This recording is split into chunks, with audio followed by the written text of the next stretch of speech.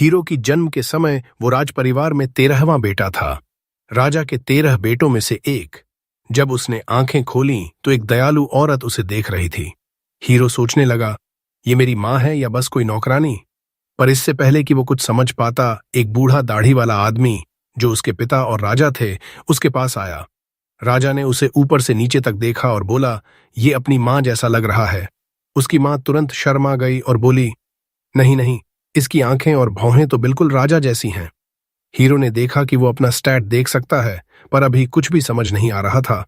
अचानक एक कोट मेज आया, उसे गोद में लिया और राजा से बोला, इसका मैजिकल एफिनिटी वाटर का है। राजा खुशी से हंस पड़ा और बोला, जब ये बड़ा होगा तो दक्षिणी किंगडम्स की जमीनें इसे दी जाएंगी जहां ज्यादातर वाटर मेज क्लैंस रहते हैं। वो वहां न्याय से राज करेगा। फिर राजा ने मेज से कहा, इसके स्टैट्स भी देख लो। जैसे ही स्टैट्स खुले, पूरी कोर्ट में सन्नाटा छा गया। राजा भी अपनी आंखों पर यकीन नहीं कर पाया। कोई चिल्लाया, ये तो चमत्कार है। बाकी सब भी चैंट करने लगे। हीरो कंफ्यूज हो गया। उसने अपना स्टैट चेक किया तो पता चला, एसएस रैंक वाटर मेज। जन्म के समय एसएस रैंक, ये तो सुना भी नहीं गया था। 6 साल बीत गए। हीरो अब हेल्दी यंग लैड बन चुका था। उसने धीरे धीरे किंगडम ऑफ मिरर्स के बारे में जाना, जहां उसके पिता राज करते हैं। कई दशकों से यहां शांति है, कोई युद्ध नहीं। लोग राजा से बहुत प्यार करते हैं और उनके बेटों को भी लोकल लोग और नोबल फैमिलीज बहुत मानते हैं। पर हीरो को राजनीति में कोई इंटरेस्ट नहीं था, क्योंकि पिछले 6 सालों में उसने अपने बारे में एक खास बात पता की थी। उसके पास एक स्पेशल गिफ्ट था जिसके बारे में किसी को पता नहीं था। वो अपने सबऑर्डिनेट्स के एक्सपी को लीच कर सकता था। जितनी ज्यादा मेड्स उसके पास, उतना वो मजबूत होता जा सकता था। और बाकी लोगों की तरह लेवल कैप भी नहीं था उसके पास। हीरो अनलिमिटेड रैंक अप कर सकता था और प्लैनेट का सबसे ताकतवर मेज बन सकता था। उसकी मेड्स उसके प्रति पूरी लॉयल थीं। वो आपस में बात करती कि 6 साल की उम्र में भी हीरो कितना मैच्योर बिहेव करता है, जैसे कोई अडल्ट। वो जल्दी ब्रेकफास्ट के लिए डाइनिंग रूम में गया। सोच रहा था कि अभी उसकी एबिलिटीज और स्किल्स उम्र की वजह से लिमिटेड हैं, पर अगर वो ट्रेनिंग करता रहा तो तेजी से ग्रो करेगा और बड़े भाइयों से भी आगे निकल जाएगा। तभी एक खूबसूरत मेड आइवलिन आई और बोली, क्राउन प्रिंस और 4th प्रिंस दोनों आपसे मिलने आए हैं। हीरो ने जल्दी ब्रेकफास्ट खत्म किया। क्राउन प्रिंस को वेट नहीं कराना चाहिए, भले ही वो भाई ही क्यों ना हो। वो गेस्ट रूम में गया और एक घुटने पर बैठकर बोला, स्वागत है क्राउन प्रिंस एल्बर्ट और 4th प्रिंस हेनरी। एल्बर्ट ने ठंडी नजरों से देखा और पूछा, कहाँ था तू? हेनरी ने गर्मजोशी से कहा, नोआ बड़ा होकर बहुत कर्टियस यंग मैन बन रहा है। एल्बर्ट बोला, तू एक दिन फाइन चांसलर बनेगा। फिर बोला, तेरे लिए गिफ्ट लाया हूं। उसने ताली बजाई। एक डरते हुए सर्वेंट छोटा सा कॉफिन लेकर आया, जिसमें से डेडली ऑरा निकल रही थी। हीरो कंफ्यूज हो गया, ये क्या अजीब गिफ्ट है? एल्बर्ट ने सर्वेंट को कॉफिन खोलने को कहा। सर्वेंट बहुत डरते हुए खोला। जैसे ही खुला, मरे हुए और डाइंग लोगों की ऑरा कमरे में फैल गई। हीरो को साफ महसूस हुआ। उसने कॉफिन में सोड देखा और सोचा, ये क्या था? एल्बर्ट बोला, इसे उठा और देख कैसा लगता है। हीरो को बिल्कुल नहीं उठाना था, पर रॉयल प्रिंस का गिफ्ट मना नहीं कर सकते। उसने धीरे से सोड उठाई। ये उसके छोटे शरीर के लिए बहुत बड़ी थी। एल्बर्ट मुस्कुराया और बोला, मुझे पता था तू कर लेगा। फिर बताया, ये सोड वाटर मेजेस के लिए बनी है। नाम है लेवायथन। इससे पहले 120 से ज्यादा लोगों ने इसे उठाने की कोशिश की, पर कोई जिंदा नहीं बचा। हीरो डर गया और सोड लगभग गिरते गिरते बची। हेनरी ने कहा, टेंशन मत ले, कर्स इतना स्ट्रांग है कि अगर सोड तुझे एक्सेप्ट नहीं करती तो तू छूते ही मर जाता। फिर दोनों भाई उठे और चले गए। हीरो झुककर सल्यूट किया और मन ही मन सोचा, ये डिस्पिकेबल क्राउन प्रिंस, जो मेरा अपना भाई है, बिना वजह मुझे इतना डेंजरस टास्क क्यों दे रहा था? अगर मैंने ये बात कही होती तो मेरा सिर स्पाइक पर होता। शाम को बेड रेडी करते वक्त हीरो ने देखा एक मेड बहुत टेंस है। उसने पूछा, ठीक है क्या? जोई पहले हिचकिचाई, पर हीरो ने जोर दिया तो वो घुटने पर बैठ गई। बोली, मुझे कुछ दिन की छुट्टी चाहिए। मेरे गांव में फ्लड आया है, सब बह गया, परिवार भूखा है। मैं रेड लाइट डिस्ट्रिक्ट में बॉडी बेचकर पैसे जुटाऊंगी। हीरो ने कहा, रुक जा, तू मेरी पर्सनल मेड है, इतने लंबे समय के लिए नहीं जा सकती। अपनी माँ को एस्टेट पर ले आ, मैं उसे रियर गेट क्लोजर की जॉब दूंगा। महीने के $5000 मिलेंगे। जोई कंफ्यूज हो गई। ऐसी पोजीशन तो सुनी भी नहीं, और सैलरी इतनी ज्यादा? हीरो बोला, टेंशन मत ले। फिर कहा, कैपिटल के वेस्टर्न आउटस्कर्ट्स में एक खाली हाउस है, तू अपनी मां के साथ वहां रह सकती है। जोई की आंखों में आंसू आ गए। तभी बटलर डिलन आया और पूछा, कुछ चाहिए? हीरो ने पूछा, जोई के होम टाउन में फ्लड के बारे में पता है? फिर बोला, वहां जितनी हो सके उतनी लैंड खरीद लो। डिलन बोला, ये तो बैड इन्वेस्टमेंट है। हीरो बोला, लोगों को प्रोटेक्ट करना है, अगर हम नहीं करेंगे तो विलन्स लैंड ऑक्यूपाई कर लेंगे और स्क्वाटिंग शुरू कर देंगे। डिलन शॉक्ड हो गया। हीरो ने पूछा, क्या हुआ? डिलन बोला, आप इतनी छोटी उम्र में एक्सपीरियंस्ड आदमी जैसा फोरसाइट दिखा रहे हैं, कभी ऐसा अनुभव नहीं हुआ फिर भी? हीरो मन ही मन सोचा, प्रीवियस लाइफ में डिस्ट्रक्शन काफी देखी है, पर यह बात किसी को नहीं बता सकता। डिलन बोला, मेरे हिसाब से पूरी लैंड करीब $70 मिलियन की आएगी। जोई शॉक्ड हो गई। इस हीरो को भी पता था यह बहुत बड़ी रकम है। उसके रिटेनर्स साल में 80,000 कमाते हैं, उसके पास टैक्सेस और भाइयों के गिफ्ट से 50 मिलियन हैं, फिर भी 20 मिलियन कम पड़ रहे थे। उसने डिलन से कहा, कैपिटल के साउथ वाली लैंड बेच दो। डिलन शॉक्ड, वो तो फादर ने गिफ्ट दी थी, बेचना बहुत रूड होगा। हीरो बोला, टेंशन मत ले, मैं फादर से बाद में बात कर लूंगा। फिर कहा, नोबल्स का ड्यूटी है सब्जेक्ट्स के लिए सैक्रिफाइस करना, और जो नोबल मार्टर बनता है पब्लिक उसे बहुत प्यार करती है, ये आगे काम आएगा। डिलन झुक गया और बोला, मैं सब संभाल लूंगा। अगली सुबह हीरो अपनी मेड्स की आर्मी के साथ फ्लडेड एरिया इंस्पेक्ट करने तैयार हुआ। तभी फोर्थ प्रिंस हेनरी ने बुलाया। हीरो दौड़कर गया, वार्म ग्रीटिंग दी और माफी मांगी देर होने की। हेनरी बोला, कोई बात नहीं, कहां जा रहा है? हीरो बोला, दासा नाम का रीजन पूरी तरह फ्लड में है, वहां लैंड खरीदने और डैमेज असेस करने जा रहा हूं। हेनरी ने लेवायथन सोर्ड देखा और पूछा, इसे इस्तेमाल करने का प्लान है? हीरो बोला, बस जस्ट इन केस रखा है, अभी तक कुछ डिफरेंट फील नहीं हुआ। हेनरी उसे एकांत में ले गया और बोला, मुझे एल्बर्ट की सडन जेनरोसिटी पर शक हुआ। रिसर्च की तो पता चला, इस सोर्ड का बोना अपना माइंड है, ये सिर्फ ट्रू मास्टर को ओबे करती है। हीरो को याद आया वो विजन जिसमें पिछले लोग मरे थे। समझ गया, ये सोर्ड मैड डॉग जैसी है, ओनरशिप कमानी पड़ेगी। हेनरी बोला, सावधान रहना, जब तक जरूरी न हो इस्तेमाल मत करना, मुझे बैड फीलिंग है ये तेरी जान ले लेगी जैसे सैकड़ों की ले चुकी है। फिर हीरो दासा के लिए निकल गया। वहां पहुंचकर डिस्ट्रक्शन देखकर हैरान रह गया। डिलन से बोला, पास के गवर्नमेंट ऑफिस जाकर लैंड डीड्स पता करो। फिर जोई के साथ विलेज में गया, देखा लोग क्रूडली बने शेल्टर्स में गवर्नमेंट रिलीफ फूड ले रहे हैं। थोड़ा खुश हुआ, पर पॉरेज खाते ही खुशी गायब। इतना खराब कैसे हो सकता है? वो लोकल ऑफिशियल से शिकायत करने वाला था।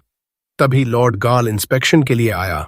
हीरो सोचा अब ये खराब फूड पर एक्शन लेगा, पर गाल ने नाक बंद करके बोला, ये सफिशिएंट है। कुक्स खुश हो गए। चीफ कुक बोला, महल में आपका खाना तैयार है। गाल तुरंत फीस्ट के लिए चल पड़ा। हीरो से बर्दाश्त नहीं हुआ, सीधे आगे गया और बोला, गाल, तू करप्ट लिटिल बास्टर्ड है, टाइनी पीपी वाला।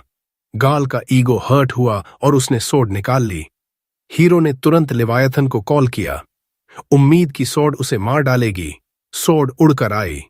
पहले लगा ओबे कर रही है, पर अचानक रेजिस्ट करने लगी। पावरफुल सिनिस्टर ऑरा से हीरो जलने लगा, फिर भी हीरो पीछे नहीं हटा। आखिरकार सोर्ड पर काबू पा लिया। लेजेंडरी ब्लेड अडेजिटी अब उसकी थी। गाल का कोई चांस नहीं था। हीरो ने अटैक पैरी किया, फिर बोला, डिजास्टर के समय लोकल्स को चीट करने की सजा मौत है। एक स्विफ्ट स्लैश से सिर धड़ से अलग। सब शॉक्ड। गार्ड्स ने घेर लिया। हीरो मारा जाता, पर उसने सोर्ड जमीन में मारा। बहुत गहरा गड्ढा बन गया। केओस हुआ। नाइट रोवन आया, जो नए मैनेजर थे। उसने हीरो को पहचाना और घुटने पर बैठ गया। सबने फॉलो किया। हीरो बोला, सबसे पहले सबको अच्छा खाना मिलना चाहिए। रोवन माफी मांगकर काम पर लग गया। कुछ दिन बाद हीरो कैपिटल वापस बुलाया गया। सोचा डांट पड़ेगी, पर राजा ने तारीफ की। फिर स्टैट्स चेक किए, ग्रो हो चुके थे। राजा बोला, शुक्रिया, मुझे किंगडम चलाने में तुझे और मदद चाहिए। कुछ दिन कैपिटल में रहा। ये किंगडम का दिल था, सबसे प्रॉस्परस जगह। टैलेंटेड लोग यहां काम ढूंढने आते थे। हीरो का प्लान था किसी टैलेंटेड को अपने साथ जोड़ना, स्टैट्स बढ़ाना। पहली कैंडिडेट एक यंग गर्ल जो इनक्रेडिबल सिंगर थी, अप एंड कमर के तौर पर चर्चा में थी। हीरो ने थिएटर पता किया, जोई के साथ बैठ गया। जल्दी ही टॉप हैट वाली यंग गर्ल एली स्टेज पर आई। गाना शुरू किया। हीरो उसकी आवाज में खो गया। टेक्निकल बेस्ट नहीं, पर पैशन बहुत था। सोचा राइट ट्रेनिंग से ग्रेट बन सकती है। उसे अंडर विंग लेने का मन हुआ, पर परफॉर्मेंस खत्म होने से पहले गूंज थिएटर में घुस आए। चिल्लाए, ऑली डम एस बंद कर। सब डर गए। गूंज स्टेज की तरफ बढ़े। एक वर्कर रोकना चाहा, पर फैटी ने धक्का दिया और स्टेज पर चढ़ गया। ऑली से बोला, पैसे दे, तेरे पिता का डेट है, ये सिंगिंग से पैसे नहीं आएंगे। ऑली कांपते हुए बोली, प्लीज जाने दो, मैं कोशिश कर रही हूं, जल्दी पे कर दूंगी। फैटी बोला, ये गार्बेज वे है, अगर क्विक और इजी पैसा चाहिए तो। लेकिन लड़की कहती है कि वो रिस्पेक्टेड गर्ल है, ऐसी नीची हरकतें कभी नहीं करेगी। फैटी ये गुस्से में धमकी देता है, अगर नहीं मानी तो दोनों टांगें तोड़ देगा। तभी हीरो बीच में कूद पड़ता है। फैटी को बोलता है, लड़की से दूर हो जा अभी। फैटी मुड़कर हीरो को कहता है, जा अपनी मॉम की गोद में बैठ, दूध पी, वरना तेरी पिटाई कर दूंगा। हीरो को कोई फर्क नहीं पड़ता। वो सीट से कूदता है और स्टेज की तरफ बढ़ता है। बोलता है, बच्चों को उनके पेरेंट्स की लॉ मानने के लिए मजबूर करना इलीगल है, इंपीरियल लॉ के अकॉर्डिंग। और किसी को डेट चुकाने के लिए, बॉडी बेचने के लिए फोर्स करना भी इलीगल है।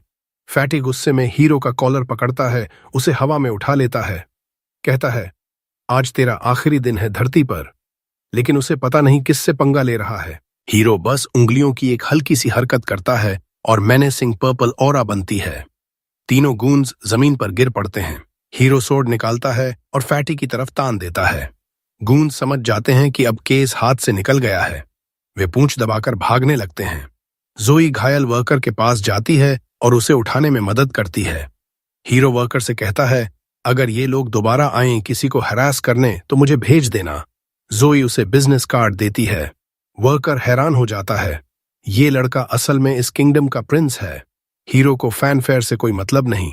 वो मुड़कर आली से पूछता है, तुम्हारा मंथली एक्सपेंस कितना है? वो सोचती है, अपनी माँ के ट्रीटमेंट का भी खर्चा है। फिर बताती है, लगभग $600 के आसपास। हीरो कहता है, मैं तुम्हें हर महीने $2500 दूंगा ताकि तुम सिंगिंग पर फोकस कर सको और बेहतर बन सको। वो सुनकर शॉक्ड हो जाती है, यकीन नहीं होता। हीरो आगे कहता है, जैसे जैसे तुम बेहतर होती जाओगी सैलरी भी बढ़ती जाएगी। फिर वो कहता है, बस गाना पूरा करो, मुझे अंत सुनना है, और वापस अपनी सीट पर चला जाता है। शाम को जब हीरो घर लौटता है, मेड्स उसे ग्रीट करती हैं।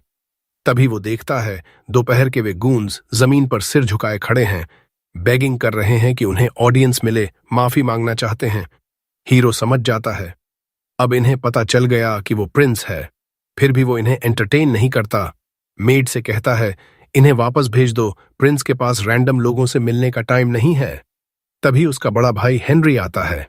कहता है, सही फैसला किया, इन प्लेब्स से कभी भी मिलने लगोगे तो प्रिंस की अथॉरिटी कम हो जाएगी। हीरो बताता है, सिर्फ इसलिए नहीं टाला, मैं चाहता हूं कि ये सोचें कि मैं अभी भी उस लड़की वाली हरकत से बहुत गुस्से में हूं। शायद इससे डर जाएं और दोबारा उसे परेशान न करें। हेनरी पूछता है, वो लड़की कौन है? तुम इतना इन्वेस्टेड क्यों हो? हीरो कहता है, वो बहुत अच्छी सिंगर है, अगर वो इम्प्रूव करती रही तो किंगडम के लिए एसेट बन सकती है। हेनरी मुस्कुराता है, कहता है, तुम बहुत यंग हो, फिर भी सिचुएशन की कॉम्प्लेक्सिटी समझते हो जैसे एडल्ट। गैरी तुम्हारे एज का है, लेकिन बच्चा बना रहता है, तुम जितने स्मार्ट नहीं है वो। हीरो पोलाइटली कहता है, गैरी भी जल्दी समझने लगेगा। वो जानता है कि हेनरी और गैरी असली ब्लड ब्रदर्स हैं, सेम मदर से। वो अलग मदर से है। हेनरी बात को सोड पर ले आता है। कहता है, सोचा नहीं था पॉसिबल होगा, लेकिन तुमने सीरियसली सोड मास्टर कर लिया। पूछता है, वो सोड कहाँ है? इतना बड़ा कैसे कैरी करते हो? हीरो उठता है, मैजिक यूज करता है। सोड तुरंत उसके सामने समन हो जाता है। हेनरी शॉक्ड हो जाता है। कहता है, पहली बार किसी को ऐस से चीज निकालते देखा, कितना अंदर डाला था, दर्द हुआ। हीरो हंसते हुए कहता है, ऐसा कुछ नहीं, सोड को स्मॉल साइज में श्रिंक करता हूं, फिर स्लीव के अंदर हाइड कर देता हूं। हेनरी हैरान होकर बैठ जाता है। सांस छोड़ते हुए कहता है, तुम सच में अमेज करते हो। ये सोड कर्स्ड माना जाता था। 200 साल से ज्यादा समय से नेशनल ट्रेजर्स में बंद था। रिटन हिस्ट्री में कोई नहीं जीत पाया था इस ब्लेड को। रात को हीरो एक सेलिब्रेशन में जाता है। वहां वो गूंज अभी भी जमीन पर पड़े दिखते हैं। फैटी फिर गुस्सा होकर चिल्लाता है, मुझे इग्नोर मत कर, कहीं भी मार सकता हूं तुझे, हाई एंड माइटी मत बन। हीरो जवाब में सोर्ड से थोड़ी सी एनर्जी रिलीज करता है। फैटी फिर घुटनों पर गिर पड़ता है। हीरो कैरेज में बैठकर वहां से निकल जाता है। एक ओल्ड मैन नाम राय उसे अंदर वेलकम करता है। बॉल रूम में खबर फैलती है, 13वां प्रिंस आ गया। सब एक्साइटेड हो जाते हैं। राय सोर्ड के बारे में पूछता है। हीरो बताता है, ये लेजेंडरी सोर्ड है, कर्स्ड माना जाता था। क्राउन प्रिंस एल्बर्ट ने पर्सनली गिफ्ट किया है। सब इंप्रेस हो जाते हैं। Personal gift from crown Prince, बहुत बड़ी बात है। तभी एक फ्रैजाइल ईगो वाला आदमी जोर से बोलता है, ये सोर्ड रेप्लिका टॉय होगा। पूरे रूम में सुनाई देता है, चुप्पी छा जाती है। सब हीरो की तरफ देखते हैं। वो आदमी पैंट्स में गीला होने लगता है। हीरो फिंगर भी नहीं हिलाता। सोर्ड से डेथली ऑरा निकलती है। पूरा रूम कवर हो जाता है। सब ट्रांस में चले जाते हैं, मौत के करीब महसूस करते हैं। हीरो सोर्ड को रोकता है, ऑरा चली जाती है। राय कहता है, सबको लगा जैसे मौत सामने है। थोड़ी देर बाद हीरो छोटे थ्रोन पर बैठता है। सब होमेज देने आते हैं, फेवर लेने की कोशिश करते हैं। सब बोरिंग लगते हैं हीरो को। आखिर में ब्लॉन्ड आदमी एलन आता है। अपनी अडॉप्टेड डॉटर सिंडी को इंट्रोड्यूस करता है। लड़की हीरो के प्रेजेंस से अलर्ट लगती है। हीरो इग्नोर करता है। एलन से पूछता है, कैसे अडॉप्ट किया? एलन बताता है, स्लेव मार्केट से खरीदा था। बहुत will power, quick learner, socially intelligent.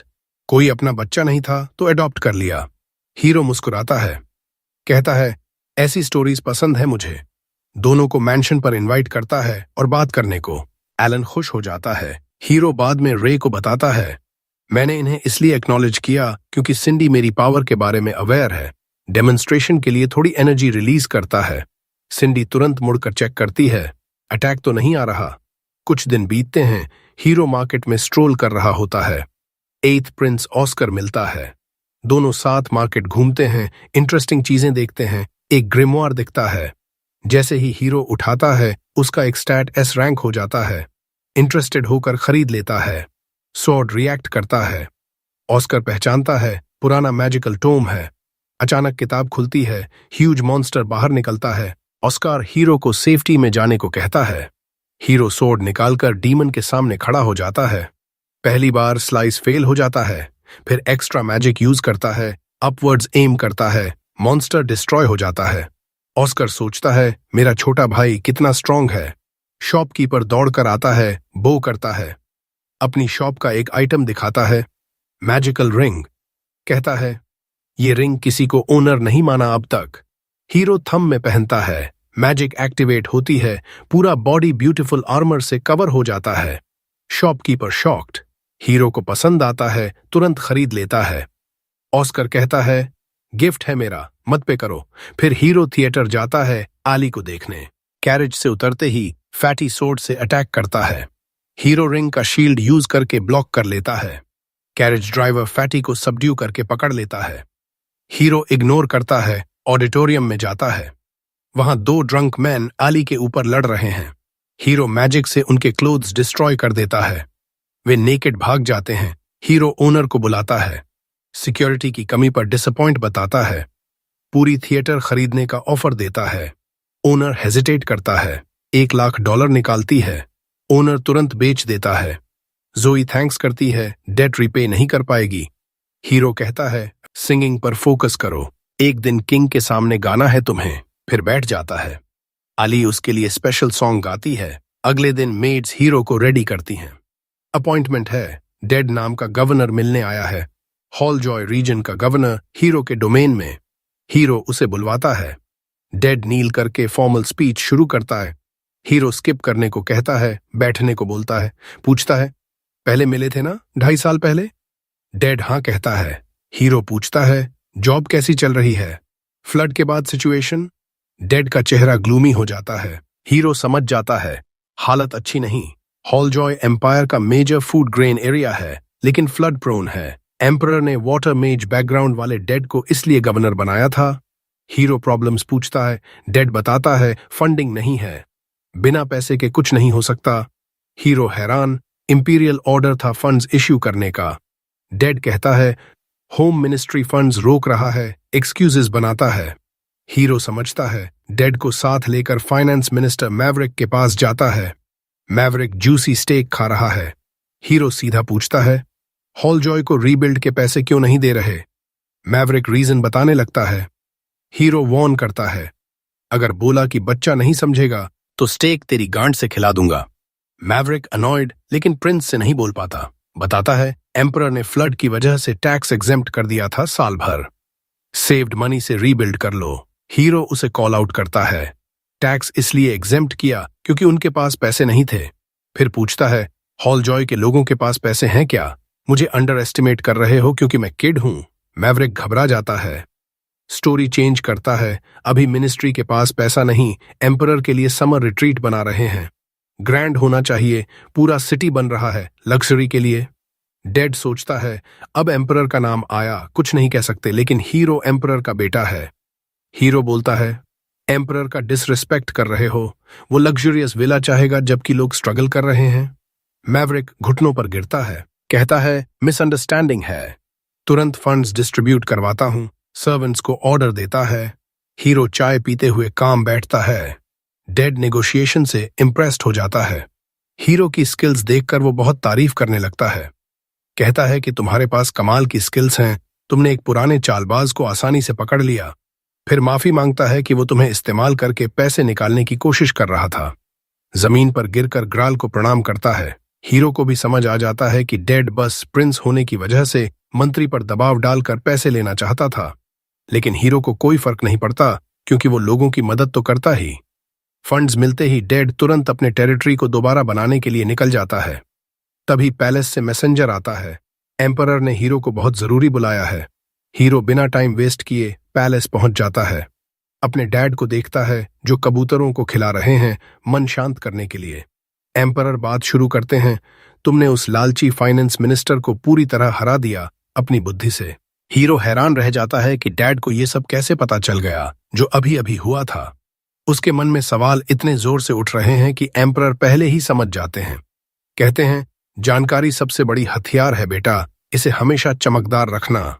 Hero ये बात दिल में उतार लेता है। फिर कहता है कि मैंने तो बस जो सही था वो किया। एम्परर जवाब देते हैं, सही काम करना ज्यादातर लोगों के लिए आसान नहीं होता। वो तारीफ में बह जाते हैं और सही गलत भूल जाते हैं। फिर मुड़कर हीरो के सिर पर प्यार से हाथ फेरते हैं। कहते हैं, 6 साल की उम्र में तुम दुनिया के ज्यादातर लोगों से बेहतर हो। फिर कहते हैं, उठो बेटा, तुमने लेजेंडरी सोर्ड लेवायथन को मास्टर कर लिया है जिसका डरावना इतिहास देखकर लोग डर जाते हैं। हीरो को भी अब समझ आ रहा है कि सोर्ड कितना खतरनाक है, कई उदाहरण देख चुका है। एम्परर कहते हैं, अब तुम्हें इस वेपन को सही तरीके से इस्तेमाल करने की तकनीक भी सीखनी चाहिए, इसलिए मैंने तुम्हारे लिए एक सोर्ड्समैनशिप इंस्ट्रक्टर रखा है। तुरंत एक अनुभवी नाइट डेमियन घुटनों पर बैठ जाता है। एम्परर बताते हैं, ये एम्पायर का सबसे बड़ा सोर्ड्समैन है। डेमियन तुरंत कहता है, मुझे प्रिंस के साथ एक बाउट करने की इजाजत दीजिए। मैं उसकी रॉ स्किल और पोटेंशियल देखना चाहता हूं, तभी स्टूडेंट बनाऊंगा। एम्परर इजाजत दे देते हैं। हीरो समझ जाता है कि डैड को डेमियन पर पूरा भरोसा है। डेमियन अपनी बड़ी स्वॉर्ड निकालता है। कहता है, जितना चाहो अटैक करो। हीरो स्टांस लेता है, लेकिन तभी उसका स्वॉर्ड बेकाबू होने लगता है। वो उसे काबू करने की कोशिश करता है और अटैक करता है। डेमियन उसके पहले स्ट्राइक से इम्प्रेस हो जाता है। हीरो को लेवायथन के पिछले यूजर्स की यादें आने लगती हैं। उन यादों से वो कुछ ही झटकों में डेमियन को डिसआर्म कर देता है। नाइट हार मान लेता है। एम्परर से कहता है, मैं इसे कुछ नहीं सिखा सकता, इसकी टेक्निक स्वॉर्ड मास्टर के लेवल पर है।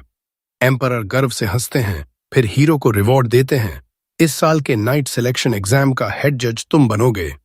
हीरो खुशी खुशी जिम्मेदारी ले लेता है क्योंकि उसे पता है एम्पायर के सारे स्किल्ड वॉरियर्स इसमें हिस्सा लेते हैं। जीतने वाला नोबिलिटी रैंक तक पहुंच सकता है। विनर का पहला काम हेड जज का सबोर्डिनेट बनना होता है। हीरो सोचता है, एक मजबूत वॉरियर मेरे कमांड में होगा तो मैं और स्ट्रांग हो जाऊंगा। एम्परर पूछते हैं, एग्जाम एलिमिनेशन मोड में हो या लीग फॉर्मेट में? लेकिन हीरो जवाब देने की बजाय सरप्राइज रिक्वेस्ट करता है। वो चाहता है कि रीजनल प्रीलिमिनरी राउंड हटा दिया जाए, पूरी एग्जाम कैपिटल में हो ताकि वो खुद सारे वॉरियर्स को जज कर सके, कोई टैलेंटेड वॉरियर गलत वजह से बाहर ना हो। एम्परर कहते हैं, जो करना है करो। फिर हीरो घर लौटता है। जो से नाइट सिलेक्शन एग्जाम की बात करता है, पूछता है, तुम्हारे विलेज से भी कोई कैंडिडेट जाता है? जो कहती है, हाँ, हर साल एक ही लड़के को भेजते हैं, उम्मीद करते हैं कि वो विलेज का नाम रोशन करेगा।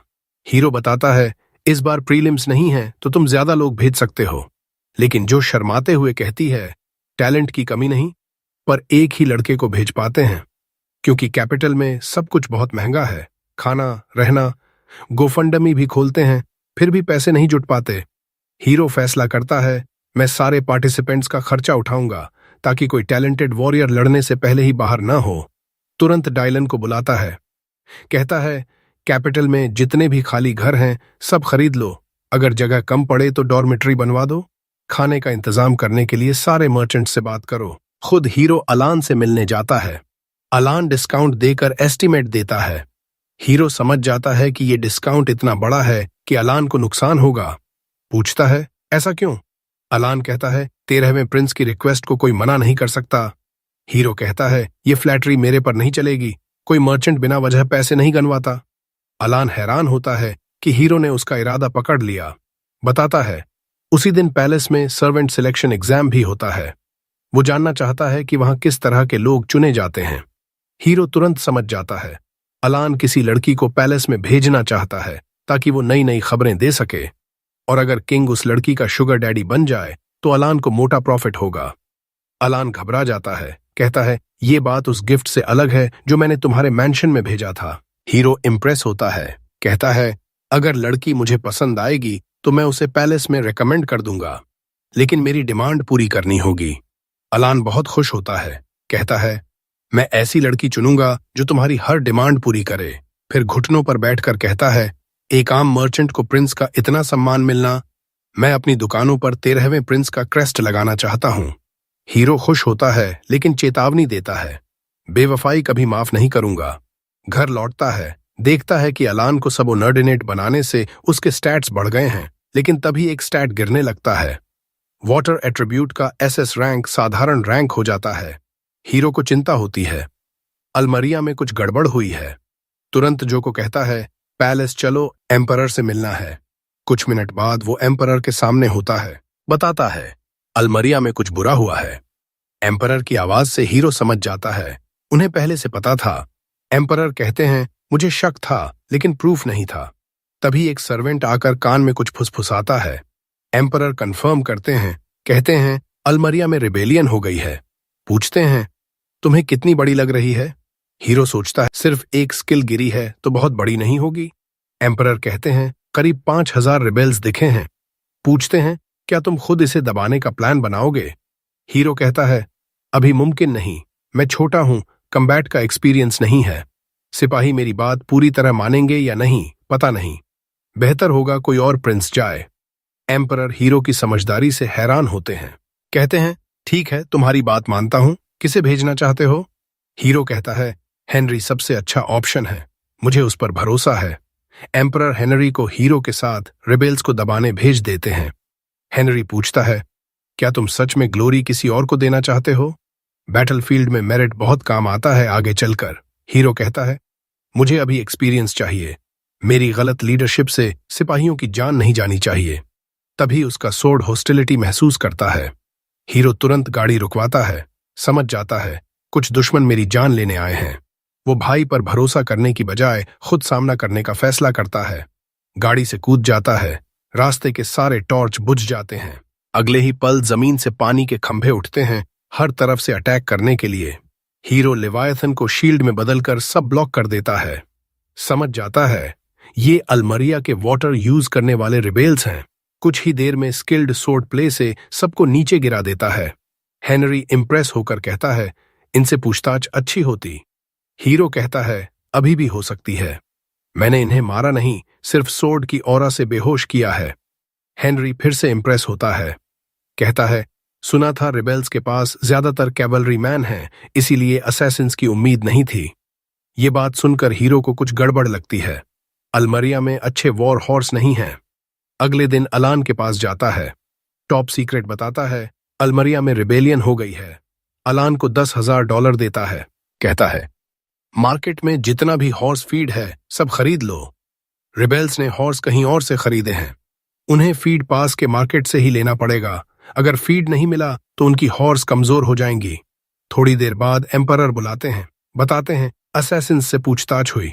उन्होंने बताया कि वो मुझे मारना नहीं चाहते थे, बस किडनैप करके बार्गेनिंग चिप बनाना चाहते थे। हीरो कहता है जो इतनी आसानी से बोल गया वो झूठ बोल रहा होगा। एम्परर मुस्कुराते हैं, तुम्हारी कॉमन सेंस कमाल की है, मेरे पास झूठ पकड़ने का तरीका है। हीरो टॉर्चर में इंटरेस्ट नहीं लेता, एम्परर पर भरोसा कर लेता है।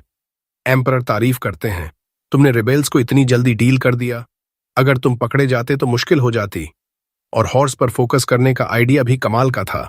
हीरो हैरान रह जाता है, वो तो अभी अभी अलान को ऑर्डर देकर आया था। एम्परर कहते हैं स्टारवेशन स्ट्रैटेजी तो क्राउन प्रिंस अल्बर्ट भी सोच चुका था, लेकिन तुमने हॉर्स पर फोकस किया अपनी पॉकेट मनी से। कंधे पर हाथ रखकर कहते हैं तुम में कमाल के आइडिया हैं और उन्हें जल्दी अमल में लाने की हिम्मत भी। हीरो को डैड की तारीफ से अंदर कुछ नया एहसास होता है। फिर एम्परर रिवॉर्ड देते हैं, तुम अपने क्रेस्ट में सोड ऐड कर सकते हो। योद्धाओं के देश में बिना एम्परर की परमिशन के क्रेस्ट में सोड लगाना मौत की सजा है। हीरो अपनी खुशी छुपाने की पूरी कोशिश करता है। थोड़ी देर बाद अलान आता है। हीरो बेबी स्टेप्स में चलकर उसके पास जाता है। अलान कहता है हॉर्स फीड के सारे टाइप और रूट्स मुझे पता है, खरीदना आसान होगा, लेकिन करुण रिबेल्स का लीडर बहुत क्रूर है, सावधान रहना। तभी एक मेड आती है, गेट पर एक घायल आदमी है। हीरो देखने जाता है। एक बुरी तरह घायल नाइट घुटनों पर बैठकर कहता है अलमरिया में रिबेलियन शुरू हो गई है, मेरा सुपीरियर भी इसमें शामिल है। मैंने उसका साथ नहीं दिया, बल्कि आपको रिपोर्ट करने आया। अलान सोचता है ये आदमी बेकार में जान जोखिम में डाल आया, हमें तो पहले से पता था। हीरो शुक्रिया अदा करता है, मेड को ऑर्डर देता है इसका इलाज करो। जाते जाते मुड़कर कहता है इस नाइट को $1000 रिवॉर्ड दो। अलान पूछता है पहले से पता थी, जानकारी के लिए पैसे क्यों जला रहे हो? हीरो कहता है मैं जानकारी के लिए नहीं, उसकी लॉयल्टी और बहादुरी के लिए रिवॉर्ड दे रहा हूं। रात को जो ऑफिस में आती है बहुत परेशान, जमीन पर गिर पड़ती है। हीरो पूछता है क्या हुआ? जो पहले $500 की थैली और एक छोटी बोतल देती है, कहती है किसी अनजान आदमी ने ये रिवॉर्ड दिया, बोतल में स्लीपिंग मेडिसिन है, मुझे तुम्हें ये पिलाकर रिबेल्स के हवाले करना था। हीरो समझ जाता है रिबेल्स मुझे हर हाल में चाहते हैं। पूछता है बोतल मेरे पास क्यों लाई? जो रोने लगती है, कहती है उन्होंने धमकी दी थी कि अगर मैंने ऐसा नहीं किया तो मुझे मार देंगे, लेकिन मैं तुम्हें कभी धोखा नहीं दे सकती। हीरो चुपचाप डेस्क पर जाता है, $5000 का चेक लिखता है, कहता है ये तुम्हारा रिवॉर्ड है क्योंकि तुमने अपनी लॉयल्टी इतने सस्ते में नहीं बेची। वो लड़की कहती है कि वो इसे एक्सेप्ट नहीं कर सकती, लेकिन हीरो उसे कहता है कि अच्छी लड़की बनो और रिवॉर्ड ले लो। वो रोने लगती है और थैंक यू बोलती है, लेकिन हीरो कहता है कि उसे उसके लिए कुछ करना होगा। वो बताता है कि वो मेडिसिन पीकर बेहोश हो जाएगा और फिर वो उसे उन लोगों के पास ले जाएगी जिन्होंने उससे कांटेक्ट किया था। वो उसे कहता है कि जैसे ही उसे सौंप देना तुरंत भाग जाना ताकि वो उसे साइलेंस न कर दें। जोई बहुत डर जाती है इस बात से, लेकिन हीरो ने मन बना लिया है उन डेस्परेट रेबल्स से मिलने का।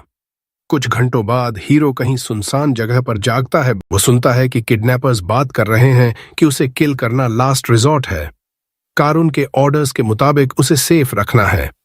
हीरो दवा का असर पूरी तरह खत्म होने देता है, फिर चेक करता है अपनी सिचुएशन। हाथ पैर बंधे हुए हैं, लेकिन रेबल्स तो सर्च एंड डिस्ट्रॉय खेलने में बिल्कुल जीरो हैं, क्योंकि उन्होंने इस बार लेवायथन को हीरो के कान में छुपा हुआ नहीं देखा, पिछली बार की तरह ऐस में नहीं। हीरो उसे निकालता है, नॉर्मल साइज में लाता है, फिर मैजिक रिंग से वाटर ब्लेड बनाकर रोप काट देता है। अब वो सोड की मेमोरीज से देखता है कि उसके साथ क्या हुआ। वो खुद को अनकॉन्शियस देखता है। ऑफिस में जोई भाग रही है, रेबल्स उसे सराउंड कर लेते हैं। वो जोई को इग्नोर करते हैं क्योंकि हीरो को मैंशन से बाहर निकालना टॉप प्रायोरिटी था। फिर उसे ओपन कैरेज में ले जाते हैं। रिकैप पूरा होने के बाद हीरो तैयार हो जाता है रेबल्स से निपटने के लिए। वो कैंप फायर के आसपास ब्रेक ले रहे हैं। उनका लीडर गुस्सा हो जाता है कि किसने इतने खराब नॉट्स बांधे। तभी हीरो सोड लेकर कूद पड़ता है।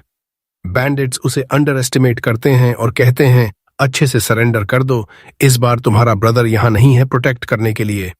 एक अपना सोड निकालता है हीरो को रिकैप्चर करने के लिए, लेकिन वो एक कदम भी आगे नहीं बढ़ पाता। हीरो चार्ज करता है और उसके नेक की सारी वेन्स और आर्टरीज चीर देता है। पहला रेबल मरता है, बाकी डर जाते हैं। हीरो कहता है कि वो इन्फॉर्मेशन लेना चाहता था, लेकिन यहाँ सब इडियट हैं। ये भी नहीं जानते कि असैसिन्स को हेनरी ने नहीं हराया था। रेबल्स लड़ने को तैयार होते हैं, लेकिन हीरो उन्हें एफर्टलेसली स्मोक कर देता है। तभी वो देखता है जोई नाइट्स का ग्रुप लेकर आ रही है। वो पूछता है, तू यहाँ क्या कर रही है? जोई कहती है वो बहुत वरी हो गई थी, इसलिए नाइट्स को लेकर सेव करने आई, लेकिन जरूरत नहीं पड़ी क्योंकि सब रेबल्स पहले ही हार चुके हैं। हीरो आगे बुलाता है नाइट्स के कैप्टन को और कहता है रेबल्स को ले जाओ। तभी एक रेबल के हाथ से वियर्ड लुकिंग डैगर गिरता है। एक नाइट उसे उठाने वाला होता है, लेकिन हीरो को सेंस होता है कुछ गड़बड़ है। वो तुरंत स्टॉप बोलता है, सबको पीछे हटने को कहता है। वो डैगर की तरफ बढ़ता है, उसमें स्ट्रॉन्ग कर्स्ड एनर्जी निकल रही है। हीरो को लेवायथन की मास्टरी की वजह से फील हो रही है। उसे याद आता है रेबल्स की बात कर्स्ड डैगर की, जो लास्ट रिजॉर्ट में यूज करने वाली थी उसे किल करने के लिए। वो कर्स लगाने वाले की हेट्रेड सेंस करता है और एक पल के लिए उसका चेहरा भी दिखता है। हीरो तुरंत रिकॉग्नाइज कर लेता है वो रेबल्स का लीडर है। वो डिसाइड करता है पर्सनली डील करने का। हीरो लेवायथन से पूछता है क्या वो प्लान में हेल्प कर सकता है, क्योंकि लेजेंडरी वाटर एलिमेंट सोर्ड के लिए ये आसान होगा। लेवायथन ग्लो करता है पॉजिटिव आंसर में। हीरो उसकी कर्स्ड एनर्जी चैनल करता है और कर्स्ड वाटर की स्ट्रीम स्काई की तरफ शूट करता है। वो स्ट्रीम क्लाउड्स के ऊपर से गुजरती है, एम्पायर के आधे रास्ते तक जाती है और कारफन को हिट कर देती है। अगले दिन एम्परर हीरो को फिर समन करता है। वो नीचे झुककर हीरो के शोल्डर्स पर हाथ रखता है, प्रेज करने के लिए उस एक्स्ट्रॉर्डिनरी फीट के लिए। रिपोर्ट आया था कि रेबल्स के लीडर की मौत हो गई, फोरहेड के बीच में होल बना वाटर जेट से। एम्परर जानता है ये हीरो के अलावा कोई नहीं कर सकता। हीरो कंफर्म करता है। वो कहता है कर्स्ड डैगर की हेट्रेड से लॉक ऑन किया रेबल लीडर पर, फिर हंड्रेड्स ऑफ माइल्स दूर से नो स्कोप हेडशॉट मार दिया। लीडर मरने के बाद रेबल्स को सप्रेस करना हेनरी के लिए इजी पीजी हो जाता है। जल्दी ही सब लोग अरेस्ट हो जाते हैं। ह्यूज असेंबली बुलाई जाती है पनिशमेंट डिसाइड करने के लिए। एम्परर ऑर्डर देता है कल्प्रिट्स को ड्रॉन एंड क्वार्टर्ड करने का। गूगल करके देख लेना क्या मतलब होता है। सब खुश हो जाते हैं रेबल्स को मिली सजा से, लेकिन तभी हीरो आगे बढ़ता है, एम्परर के सामने रिस्पेक्टफुली नील करता है और कहता है ऐसा नहीं करना चाहिए। सब शॉक्ड हो जाते हैं, खासकर एम्परर। वो पूछता है मतलब क्या? हीरो कहता है सबको लॉ के अकॉर्डिंग पनिश होना चाहिए। लॉ में कहीं क्वार्टर्ड करने की सजा नहीं लिखी। रेबल लीडर्स को स्प्लिट इन हाफ करना है, बाकी को गुलक भेजना है। हीरो इंसिस्ट करता है लॉ फॉलो करो। एम्परर पूछता है इतनी ब्रूटल डेथ से कैसे इनकार कर सकता है जो उसके टेरिटरी में रेबल हुए। हीरो सिंपली कहता है अगर एम्परर लॉ तोड़ेगा तो उसकी रेप्यूटेशन और लोगों पर नेगेटिव इफेक्ट पड़ेगा। सब स्पीचलेस हो जाते हैं, लेकिन एम्परर मान जाता है। कहता है लॉ फॉलो करेंगे, लेकिन मैक्सिमम पनिशमेंट देंगे जो लॉ अलाउ करता है बिना मर्सी के। हीरो को कोई प्रॉब्लम नहीं। एम्परर प्राइम मिनिस्टर को ऑर्डर देता है लॉ फॉलो करवाने का रेबल्स की पनिशमेंट में। पूरी कोर्ट हीरो की तारीफ करने लगती है कि एम्परर के सामने इतने बोल्डली खड़ा हुआ, उसकी मिस्टेक करेक्ट की। सब उसे फ्यूचर लेजेंड कहकर ग्लेज करने लगते हैं। एम्परर को भी गर्व होता है। वो सोचता है रिवॉर्ड देना चाहिए, हीरो को लॉ ब्रेक करने से रोका। कुछ सोचने के बाद एम्परर डिसाइड करता है टाइटल देने का। वो कहता है उसके कोई भी बच्चा उससे स्टैंड अप कर सकता है, लेकिन राइट रीजन से करना अलग बात है। हीरो ने यही किया, क्लेवर और ब्रेव दिखाया पूरी कोर्ट के सामने। इसलिए एम्परर उसे टाइटल देता है वाइज प्रिंस का। चेंज तुरंत हीरो के स्टेटस विंडो में रिफ्लेक्ट हो जाता है। एम्परर आगे कहता है अगर हीरो 10 साल पहले पैदा हुआ होता तो और बेहतर होता, लेकिन वो क्लियरली नहीं कहता कि थ्रोन का कंटेंडर होता। कोर्ट अचानक हीरो के लिए चीयर करने लगती है उस स्टेटमेंट पर। फिर एम्परर पूछता है अपकमिंग नाइट सिलेक्शन एग्जाम की प्रेपरेशंस के बारे में। हीरो परमिशन मांगता है प्लान्स बाद में शेयर करने का। एम्परर अलाउ कर देता है कोर्ट प्रोसीडिंग्स खत्म होने के बाद। वो फाउंटेन एरिया में जाते हैं। हीरो टी सिप कर रहा है। 4 सर्वेंट्स उसके चारों तरफ वाटर बकेट्स लेकर खड़े हैं। हीरो के सिग्नल पर वो उसे स्प्लैश करने की कोशिश करते हैं, लेकिन हीरो रिंग के शील्ड से सब ब्लॉक कर देता है। एम्परर समझ नहीं पाता। हीरो एक्सप्लेन करता है कि वो सब पार्टिसिपेंट से ऐसा ही अटैक मंगवाएगा और जज करेगा स्किल को कि अटैक कितना क्लोज आया। एम्परर इम्प्रेस्ड हो जाता है इनोवेटिव तरीके से, लेकिन रिस्क्स भी बताता है। हीरो कॉन्फिडेंटली कहता है जो भी डिफेंस ब्रेक कर पाएगा उसे पर्सनली डील कर लेगा। एम्परर फिर इम्प्रेस्ड हो जाता है। रात को एम्परर थ्रोन रूम में प्राइम मिनिस्टर के साथ। प्राइम मिनिस्टर कहता है क्राउड के सामने वो रिमार्क अननेसेसरी था कि अगर नोआ पहले पैदा हुआ होता तो। एम्परर हंसता है, कहता है मैं सीरियस था। नोआ ट्रूली स्पेशल है, लेकिन लेवायथन की ट्रेमेंडस पावर से थोड़ा कंसर्न्ड भी है। ट्रू पावर अभी सील्ड है। फिर सर्वेंट को ऑर्डर देता है, स्पेशल ट्रेजर लाओ। कहता है कहा जाता है लेवायथन का ट्रू सील कभी नहीं तोड़ना चाहिए, लेकिन शायद नोआ फुल पावर कंट्रोल कर ले। कुछ दिनों बाद नाइट सिलेक्शन एग्जाम शुरू होता है फुल ग्लोरी में। पूरे कंट्री से पार्टिसिपेंट्स आते हैं। कैपिटल की पूरी पॉपुलेशन देखने आती है। ये उनके लिए सुपर बोल जैसा है। बहुत सारे लोगों ने लाइफ सेविंग्स बेट लगा रखी हैं। एक पार्टिसिपेंट आता है, देखने में गैन का एडल्ट फॉर्म लगता है, जैसे रात भर पानी में भीगा रहा हो। वो अरीना में आता है, नोआ के सामने नील करता है। नोआ बेफिक्र टी पी रहा है। वॉरियर सोर्ड निकालता है, रिस्ट वार्म अप करता है, फिर अटैक करता है। हीरो तुरंत रिंग के शील्ड्स एक्टिवेट करता है, ब्लॉक कर देता है। वो एंगल्स चेंज करता रहता है, लेकिन शील्ड एडजस्ट हो जाता है। कुछ ब्लोज के बाद उसकी सोर्ड आधी हो जाती है। रेफरीज टेस्ट ऑफ कर देते हैं। एक और वॉरियर फेल। क्राउड सोचने लगती है क्या कोई वाइज प्रिंस तक पहुंच भी पाएगा, या प्रिंस एक्सेसिव टी पीते पीते मर जाएगा। एम्परर दूर से पर्सनल असिस्टेंट के साथ देख रहा है। असिस्टेंट कहता है इस बार लोग बहुत ज्यादा एक्साइटेड हैं। एम्परर कहता है प्रिंस पर्सनली रिस्क ले रहा है इसलिए, लेकिन एम्परर को बेसिक बातों से फर्क नहीं पड़ता। कहता है बस केपेबल वॉरियर्स सेलेक्ट होने चाहिए। मुझे एक्साइटेड है देखने के लिए कि हीरो कौन कौन शॉर्टलिस्ट करता है। फिर मेज की बारी आती है। पावरफुल फायर ब्लास्ट छोड़ता है नोआ की तरफ। क्राउड साइलेंट हो जाती है। मेज थक जाता है। नोआ बिना स्क्रैच के बाहर आता है। मैजिक बैरियर यूज किया था। पार्टिसिपेंट घुटनों पर गिर जाता है। क्राउड प्रिंस की चीयर करती है। हीरो थोड़ा डिसअपॉइंटेड है। इवनिंग हो चुकी है।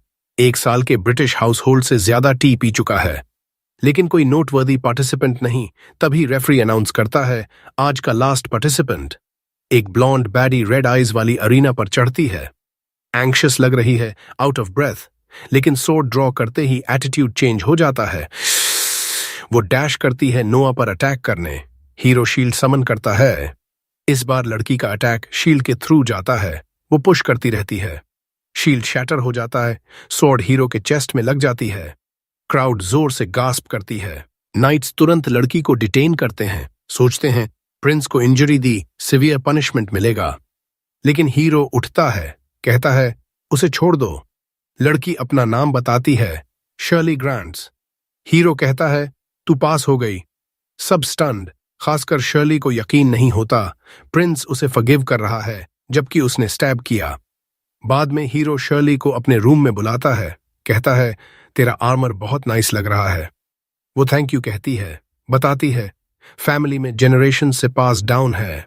फिर क्यूरियोसिटी कंट्रोल नहीं कर पाती, पूछती है आपने पास कहा जबकि पनिशमेंट देना चाहिए था। हीरो कहता है तू गिल्टी नहीं है नोबल को इंजर करने की, मैंने खुद कहा था अटैक करो। फिर कमांड करता है वही मूव फिर से अटैक कर। शर्ली सोचती है शायद प्रिंस का दिमाग चकरा गया है, लेकिन हीरो कहता है अगर नाइट है तो मास्टर्स कमांड ओबे करना चाहिए।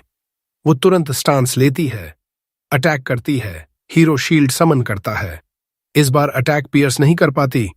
हीरो कैजुअली उसे पुश बैक करता है, कहता है अगर चाहता तो टेस्ट के दौरान भी शील्ड यूज कर सकता था, इंजरी अवॉइड कर सकता था। कहता है नाइट का ड्यूटी है लॉर्ड के ऑर्डर्स फॉलो करना। मैंने देखना चाहा कि कोई फुल स्ट्रेंथ से अटैक करेगा या फियर से होल्ड बैक करेगा। तूने एक बार इंजर करने के बाद भी कमांड ओबे किया, तुझे मेरे नाइट बनने लायक समझा। शर्ली इमोशनली हो जाती है। तुरंत एक घुटने पर बैठकर ओथ लेती है, जीवन भर की अनडाइंग लॉयल्टी।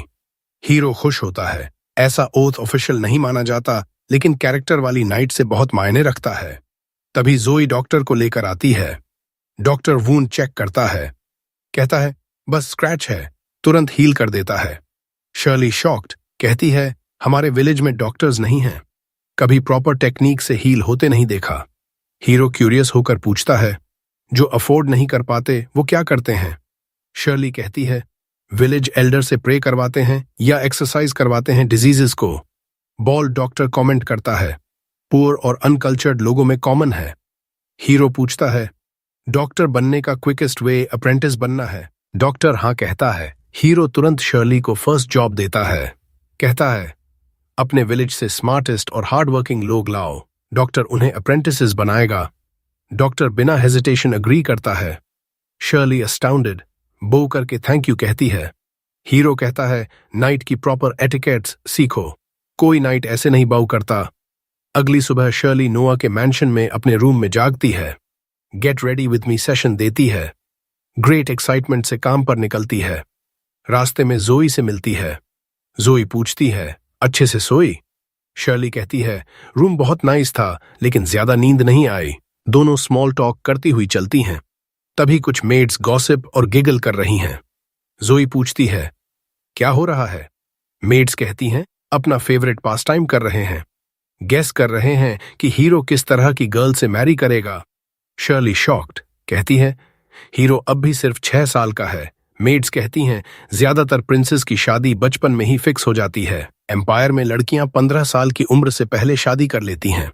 सब मानते हैं कि नोआ अभी एम्पायर का सबसे एलिजिबल बैचलर है। उसके महल के पास ढेर सारे कैफे खुल गए हैं क्योंकि हर रोज बहुत सारी लड़कियां उसे एक झलक देखने आती हैं। मेड्स कहती हैं कि सबको नोआ बहुत पसंद है, जोई भी शामिल। जोई का नाम सुनते ही वो शर्मा जाती है। मेड्स उसे घेर लेती हैं और कहती हैं कि तू तो हाल ही में मैजिक सीखने लगी है, नोआ को इम्प्रेस करने के लिए। जोई हकलाते हुए कहती है कि वो बस अपने मास्टर के काम आने के लिए सीख रही है। फिर वो जल्दी से वहां से चली जाती है। मेड्स कहती हैं, कितनी प्यारी है ये। शर्ली बस उसे घूरती रह जाती है। बाद में शर्ली नोआ के ऑफिस जाती है। वहां एक अनुभवी नाइट एग्जाम के बारे में रिपोर्ट दे रहा होता है। कैप्टन कहता है कि नोआ ने जो नए नाइट्स चुने हैं वो सब बहुत अच्छे हैं। उनके स्क्वाड कैप्टन्स भी बहुत ग्रेटफुल हैं। नोआ डॉक्यूमेंट्स पर साइन करता है और नाइट से कहता है, ये सब तुम जैसे डेडिकेटेड लोगों की वजह से ही पॉसिबल हुआ। फिर वो शर्ली से कहता है कि नाइट को सी ऑफ कर दो। शर्ली उसके सामने घुटनों पर बैठ जाती है। नाइट हैरान हो जाता है और कहता है, इतनी फॉर्मेलिटी की जरूरत नहीं, हम दोनों सेम रैंक के हैं। फिर उसे अचानक समझ आता है कि नोआ ने इस लड़की को नाइटली एटिकेट्स सिखाने के लिए भेजा है। वो शर्ली को सलाह देता है, प्रिंस के साथ रहो, इससे बेहतर मास्टर नहीं मिलेगा। थोड़ी देर बाद नोआ एक पार्टी थ्रो करता है। एली वहां परफॉर्म करती है और अपनी सॉन्ग से सबको मेस्मराइज कर देती है। एलन और सिंडी उसके सामने घुटनों पर बैठकर थैंक करते हैं। नोआ कहता है, मैंने ये पार्टी खास तुम दोनों के लिए थ्रो की है क्योंकि नाइट सिलेक्शन एग्जाम सफल बनाने में तुम्हारी बहुत मदद मिली। वो बताता है कि पार्टी में मौजूद हर मर्चेंट उसके साथ स्ट्रॉन्ग टाइज रखता है। एलन सोचता है कि यहाँ अच्छे कनेक्शंस बनाए जा सकते हैं। तभी जोई एक लेटर लेकर आती है नोआ के लिए। उसे थोड़ा अनईजी लग रहा है क्योंकि सेंडर का नाम नहीं लिखा है। नोआ पार्टी छोड़कर शर्ली के लिए शर्ली और जोई के साथ लेटर खोलने जाता है। जोई बताती है कि जिसने लेटर दिया वो गार्ड्स को देखते ही भाग गया। सबको सस्पिशियस हो जाता है। शर्ली कहती है, डेंजरस हो सकता है, मुझे खोलने दो। लेकिन नोआ लेवायथन से चेक करता है और पता चलता है कि लेटर सेफ है। उसमें टॉप सीक्रेट इंफॉर्मेशन है कि बचे हुए रेबल्स कुछ प्लॉटिंग कर रहे हैं। नोआ समझ जाता है कि ये जानकारी किसने दी होगी। वो श्योर है कि वो नाइट जो रिबेलियन के बारे में वॉर्न करने के लिए जान जोखिम में डाल रहा था, अभी भी मिशन पर है। जोई और शर्ली उसकी लॉयल्टी और डेडिकेशन से इम्प्रेस्ड हो जाती हैं। लेकिन नोआ सोचता है कि वो ब्रेव से ज्यादा स्टूपिड है। स्पाई बनना बिना प्रॉपर ट्रेनिंग के आसान नहीं होता। वो तुरंत हेनरी से कांटेक्ट करता है और नाइट को रोकने को कहता है। लेकिन एल्डर ब्रदर का रिप्लाई आते ही नोआ को गिल्ट से बोझिल महसूस होता है। उसका सबसे बुरा डर सच हो गया था। वो वॉनबी स्पाई रेबल्स के हाथ लग गया, टॉर्चर्ड हुआ, लेकिन उसने कुछ नहीं बताया। हेनरी के लोगों ने उसे जान बचाकर निकाला, लेकिन वो अब भी क्रिटिकल कंडीशन में है। नोआ सोचता है, ये सब मेरी गलती है। अगर मेरे पास स्ट्रॉन्ग इंटेलिजेंस नेटवर्क होता तो इस नाइट को जान जोखिम में नहीं डालनी पड़ती। वो तुरंत जोई को भेजता है कि नाइट के लिए बेस्ट मेडिकल केयर अरेंज करो। ऐसा लॉयल आदमी मरने नहीं देंगे। अगले दिन नोआ मार्केट जाता है। शर्ली को गार्ड बनाकर साथ ले जाता है। शर्ली दुकानों में डिस्ट्रैक्टेड होती रहती है क्योंकि उसके छोटे गांव में ऐसी चीजें नहीं होती। नोआ उसे याद दिलाता है, ड्यूटी पर हो, अलर्ट रहो। शर्ली कोशिश करती है डिस्ट्रैक्शंस इग्नोर करने की। वो पूछती हैं, कुछ खरीदने आए हो? नोआ कहता है, हेनरी के लिए गिफ्ट खरीदना है, उसने नाइट को बचाने में मदद की। वो एक फैंसी गिफ्ट स्टोर में जाता है। मर्चेंट से कहता है, प्रिंस के लिए फिट आइटम दिखाओ।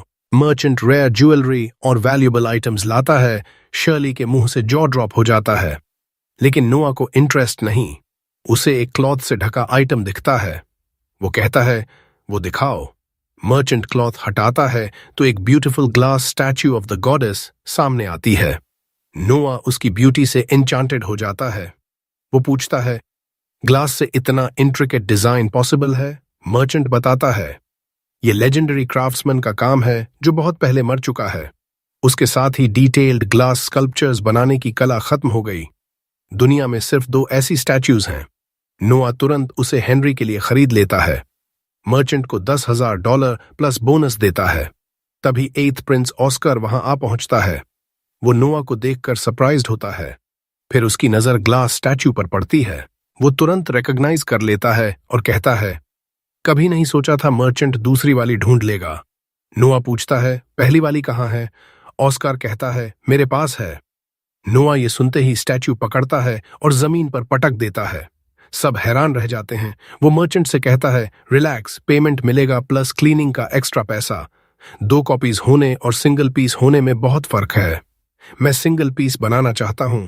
मर्चेंट को बोलो कि दूसरी गॉडेस स्टैच्यू टूट गई, अब दुनिया में सिर्फ एक बची है। ऑस्कर की स्टैच्यू की वैल्यू ट्रिमेंडसली बढ़ जाएगी। ऑस्कर नोआ की ब्रिलियंस से स्टन्ड रह जाता है। फिर नोआ घर लौटता है। शर्ली कहती है, तुम्हारे साथ सेवा करने के बाद से सरप्राइज के बाद सरप्राइज मिल रही है। वो समझ नहीं पा रही कि नोआ ने वो प्राइसलेस स्टैच्यू क्यों तोड़ी। नोआ कहता है, वो बस एक ऑब्जेक्ट था। ऑब्जेक्ट कभी ट्रू ट्रेजर नहीं हो सकता। रियल ट्रेजर वो फ्रेंड्स हैं जो रास्ते में मिलते हैं, और वो लोग जो मेरे लिए जान जोखिम में डालते हैं, खासकर मेरे केस में, क्योंकि मेरे स्टैट्स लोगों से रिलेशन के आधार पर इंक्रीज होते हैं। ऑस्कर को इतना बड़ा फेवर करके स्टैट्स में अच्छा बम्प मिला। शर्ली उसकी आइडियोलॉजी से अमेज्ड हो जाती है। नोआ कहता है, तुम भी मेरे ट्रेजर का हिस्सा हो। नोआ की जीनियस प्रिंस वाली लाइफ ऐसे ही चलती रहती है और 6 साल गुजर जाते हैं। 12 साल का प्रिंस अब न्यू चैलेंजेस के लिए तैयार है। नोआ अकेला ब्रेकफास्ट टेबल पर बैठा है। जोई सर्व कर रही है। उसका ध्यान नई मेड जिगी पर है जो खिड़की से बाहर घूर रही है। नोआ पूछता है, कुछ परेशान हो? वो कहती है, 3 दिन बीत गए फिर भी बर्थडे गिफ्ट्स लाने वालों की खत्म नहीं हो रही। नोआ समझाता है कि पिछले साल तो गिफ्ट्स पूरे हफ्ते आते रहे थे। जिगी हैरान हो जाती है। नोआ बताता है, गिफ्ट्स रिसीव करके बस खत्म नहीं होता।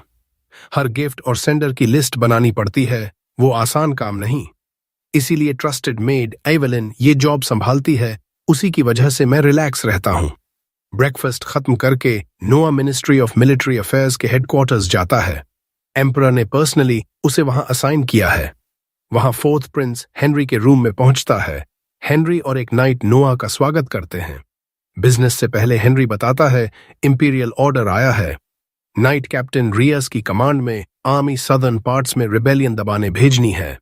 बारबेरियंस बहुत ओवर कॉन्फिडेंट और रूथलेस हैं, इसीलिए फुल फोर्स से क्रश करने का प्लान है। हेनरी नोआ की ओपिनियन पूछता है। प्लान नोआ को सही लगता है। वो रियस को देखता है, जो हेनरी का डायरेक्ट सबऑर्डिनेट है और बैटलफील्ड में कई बार स्किल प्रूव कर चुका है। नोआ को लगता है कि रियस पर ट्रस्ट किया जा सकता है, लेकिन वो एक सवाल पूछता है, कितने सोल्जर्स असल में ले जा रहे हो? रियस पसीना पसीना हो जाता है और जवाब देने में हेजिटेट करता है। हेनरी गुस्सा हो जाता है और एक्सप्लेनेशन मांगता है। रियस जमीन पर गिरकर माफी मांगता है। नोआ हेनरी को शांत करता है और कहता है, सीरियस बात नहीं है। वो याद दिलाता है कि वॉर में जनरल्स को इंपीरियल कोर्ट से फंडिंग सोल्जर्स की संख्या के हिसाब से मिलती है। कई जनरल्स लिस्ट में मर्चेंट्स और हेल्पर्स को भी जोड़ देते हैं ताकि ज्यादा फंडिंग मिले और वो पॉकेट कर लें। रियस फिर माफी मांगता है। हेनरी गुस्से में है, लेकिन नोआ कहता है, चिल करो। रायस को कहता है, अगर तुम्हें आर्मी के लिए एक्स्ट्रा लोग हायर करने हैं तो राइट है, फंडिंग से थोड़ा कट खुद के लिए रख सकते हो। हेनरी को भी समझ आता है कि नॉन सोल्जर्स रजिस्टर करके आर्मी को बड़ा दिखाया जा सकता है, एनिमीज डर जाएंगे। वो नोआ की तारीफ करता है कि अंडरलिंग की एम्बेजलमेंट पकड़ी और उसका पॉजिटिव इम्पैक्ट भी बताया, लेकिन नोआ कहता है, इस बार एनिमी को फूल नहीं कर सकते। एम्परर ने फ्लॉलेस विक्ट्री का कमांड दिया है, कोई चांस नहीं ले सकते। वो रियाज से पूछता है, कितने नॉन सोल्जर्स रजिस्टर किए? रियाज डरते हुए कहता है, लगभग 2000। नोआ कमांड करता है, उतने ही रियल सोल्जर्स जल्दी ऐड करो। रियाज के पास कोई ऑप्शन नहीं। फिर नोआ मिनिस्ट्री ऑफ फाइनेंस के लिए नोट लिखता है, रियाज को देता है और कहता है, ये 2000 सोल्जर्स के मिसलेनियस पर्पसेस के फंडिंग के लिए है, सारा पैसा तुम रख सकते हो। रियाज समझ नहीं पाता कि करप्ट होने पर पैसा क्यों मिल रहा है। नोआ ठंडे लहजे में कहता है, इस एक्स्ट्रा कैश के बदले परफेक्ट विक्ट्री डिलीवर करो। हेनरी इंप्रेस्ड हो जाता है कि नोआ हर तरीके से अंडरलिंग्स को मोटिवेट करता है। घर लौटते वक्त हेनरी पूछता है, तूने अभी तक रियल वॉर एक्सपीरियंस नहीं लिया ना? नोआ हाँ कहता है और अपने स्टैट्स देखता है। अभी भी लेवल 1 है क्योंकि रियल बैटल नहीं लड़ा। एम्पायर में ज्यादातर रॉयल किड्स छोटी उम्र में मर जाते हैं। ऑफिशियल रीजन डिजीज होता है, लेकिन असल में दूसरे रॉयल्स असैसिनेट करते हैं पावर के लिए। इसलिए रॉयल चिल्ड्रन बहुत वैल्यूएबल माने जाते हैं। एडल्ट होने तक वॉर में नहीं जाते, सिवाय एम्परर के डायरेक्ट ऑर्डर के।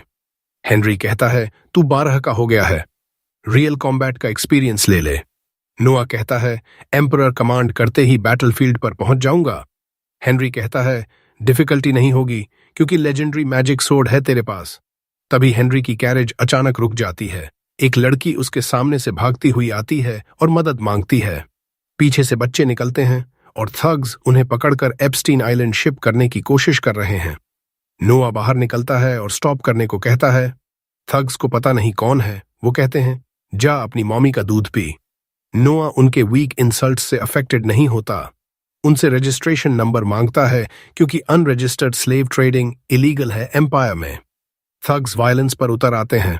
नोआ लेवायथन समन करता है और उन्हें स्लैश करके बिना किल किए नॉकआउट कर देता है। सब उसकी स्किल से इंप्रेस्ड होते हैं, हालांकि उसे रिकॉग्नाइज नहीं करते।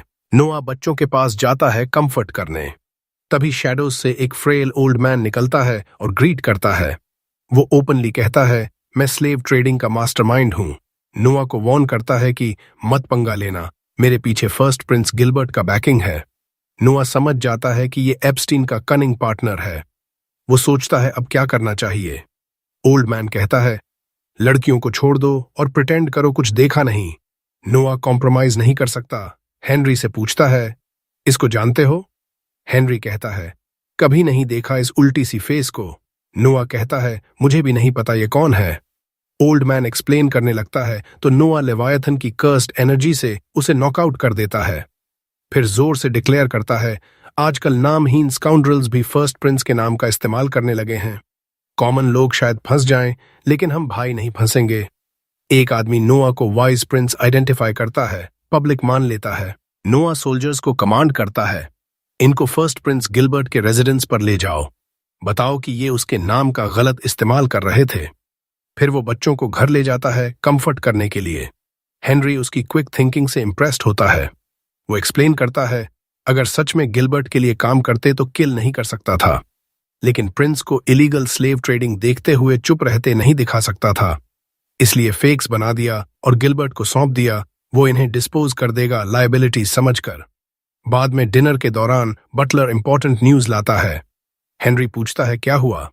नोआ बताता है, फर्स्ट प्रिंस गिलबर्ट से मैसेंजर आया था।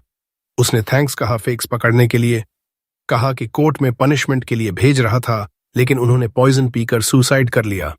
कोई नहीं जानता कि गिलबर्ट ने खुद साइलेंस करवाया। नोआ पूछता है, क्या गिलबर्ट सच में अंडरग्राउंड स्लेव कंपनी चलाता है? हेनरी हाँ कहता है। गिलबर्ट लग्जरी और वेस्ट में पैसा उड़ाता है, उसे इलीगल बिजनेसेस चलाने पड़ते हैं।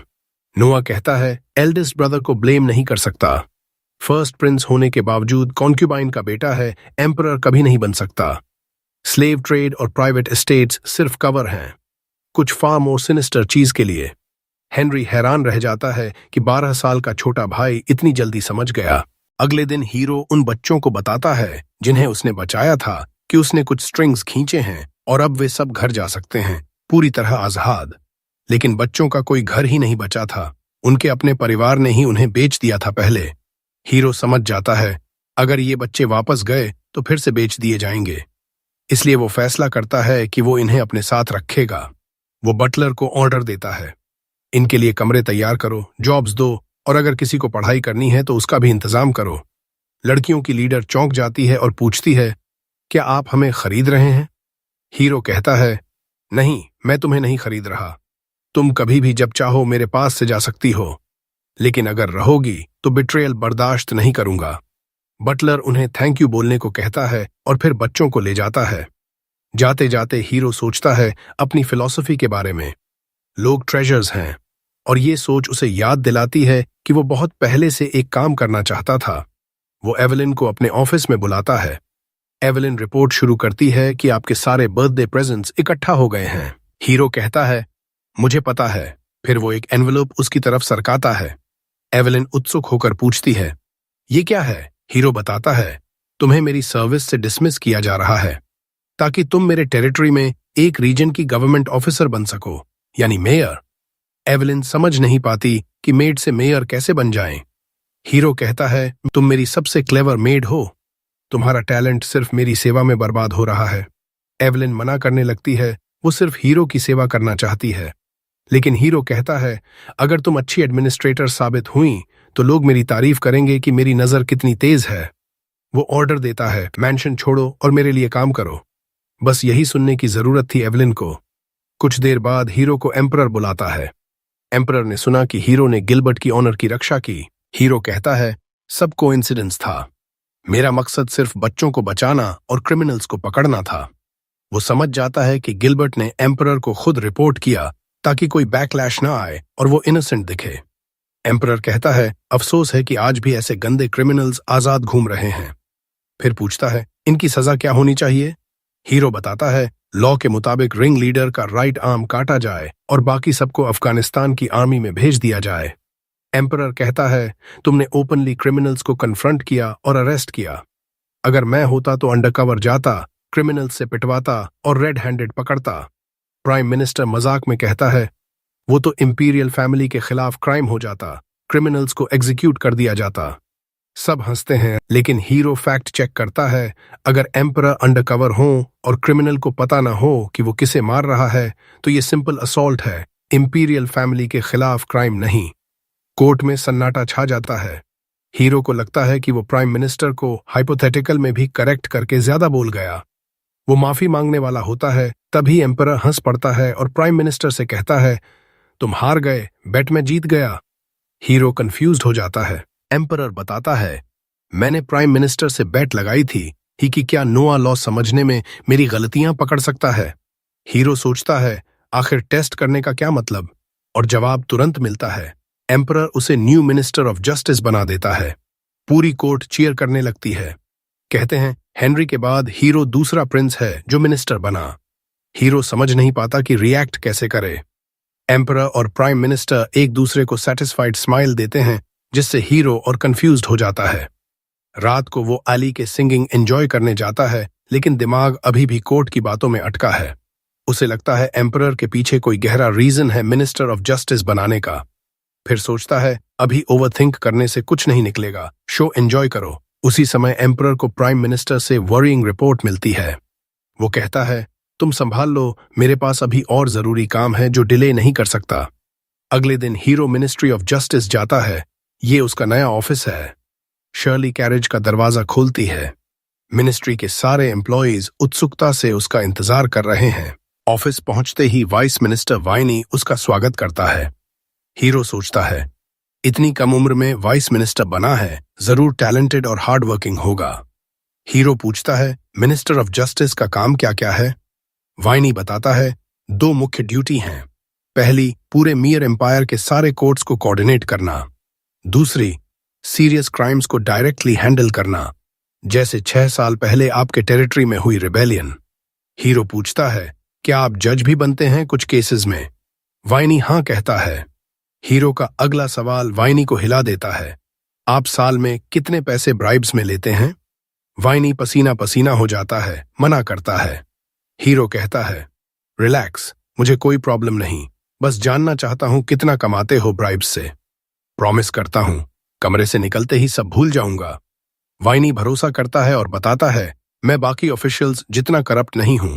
साल में मुश्किल से $1000 से ज्यादा नहीं लेता ब्राइब्स में। मेरे नीचे वाले 10 गुना ज्यादा लेते हैं।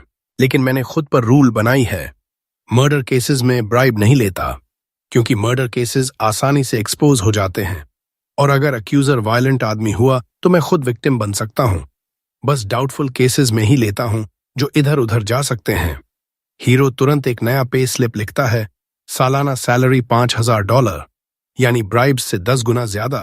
वाइनी शॉक्ड हो जाता है। हीरो कहता है, बदले में यहां काम करते हुए कभी ब्राइब नहीं लोगे। वाइनी समझ जाता है कि एम्परर ने 12 साल के बच्चे को मिनिस्टर ऑफ जस्टिस क्यों बनाया। वो पे रेज ठुकरा देता है और कहता है, इंसेंटिव के बिना भी ब्राइब लेना बंद कर दूंगा। अब से पूरी लॉयल्टी से हीरो के लिए काम करूंगा। हीरो को थोड़ा डाउट होता है, लेकिन स्टैट बम्प अच्छा मिलता है। वो वाइनी को लॉयल सबॉर्डिनेट मान लेता है। उसी रात ऑस्कर अपने गार्डन में भव्य पार्टी देता है हीरो को मिनिस्टर बनने की बधाई में। हीरो थैंक करता है। ऑस्कर कहता है, मुझे बहुत खुशी है कि पापा के 50 साल के शासन में हेनरी के बाद तुम दूसरे प्रिंस हो जो मिनिस्टर बने। हीरो पूछता है, क्या कोई खास रीजन है कि पापा ने मुझे मिनिस्टर ऑफ जस्टिस बनाया? ऑस्कर कैजुअली कहता है, एम्परर तुम्हें बहुत फेवर करता है। हीरो इससे इनकार नहीं कर सकता। हेनरी ने बैटलफील्ड पर कई कमाल किए थे, इसलिए मिनिस्टर ऑफ मिलिट्री बना। मैंने अभी तक ऐसा कुछ नहीं किया। फिर हीरो पूछता है, क्या तुम्हें वो पुरानी कहानी याद है जब हमारा एम्पायर इंटरनल फोर्सेस से लगभग तबाह होने वाला था? ऑस्कर याद करता है, हाँ, तब क्राउन प्रिंस का फैसला जन्म से होता था। बाकी प्रिंसेस कोशिश ही नहीं करते थे, सिर्फ ऐश करते थे, एम्पायर का पैसा बर्बाद करते थे और प्रॉब्लम्स खड़ी करते थे। इसलिए एम्परर ने सिस्टम बदल दिया, सब प्रिंसेस को टेरिटरी दिया, अच्छी एजुकेशन दी ताकि केपेबल रूलर बने। ऑस्कर पूछता है, अचानक ये बात क्यों? हीरो कहता है, शायद एम्परर के मन में कुछ और ही प्लान है मुझे मिनिस्टर बनाने का। ऑस्कर चौंक जाता है और समझ जाता है, तुम्हें शक है कि पापा तुम्हें क्राउन प्रिंस बनाना चाहते हैं? वो अचानक खड़ा हो जाता है, सारी पार्टी रुक जाती है। तभी बटलर आता है और एक मैसेज देता है। मैसेज पढ़कर ऑस्कर का चेहरा सफेद पड़ जाता है।